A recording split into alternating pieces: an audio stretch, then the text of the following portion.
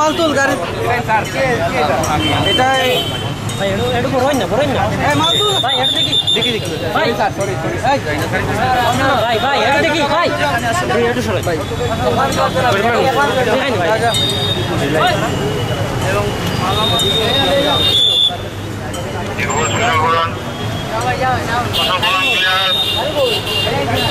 Post office পর্যন্ত এদিকে এবং এদিকে হচ্ছে তালতলা এলাকা। এই পুরো এলাকায় আমরা সম্মিলিতভাবে অভিযান করেছি এবং মোটামুটি পথিমধ্যে রাস্তায় যত হকার ছিল তাদেরকে আমরা সরিয়ে দিয়েছি।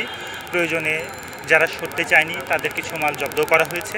একই সাথে ফুটপাথে যে সমস্ত স্থায়ী ভিতরের স্থায়ী দোকানের যে সকল বর্ধিত অংশ ফুটপাথে সে দখল করেছে সেগুলোকে আমরা সরিয়ে দিয়েছি। আমাদের জেলা প্রশাসক স্যারের নির্দেশনা অনুযায়ী আমরা এই অভিযানটা চলমান থাকবে এবং সড়কের শৃঙ্খলা এবং ফুটপাথের যে স্বস্তি এটা ফিরিয়ে আনাই আমাদের লক্ষ্য এবং সেই লক্ষ্যে আমাদের অভিযান অব্যাহত থাকবে।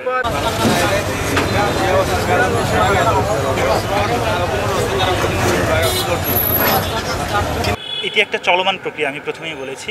আমরা প্রাথমিকভাবে শুরু করেছি, আপনারা দেখেছেন।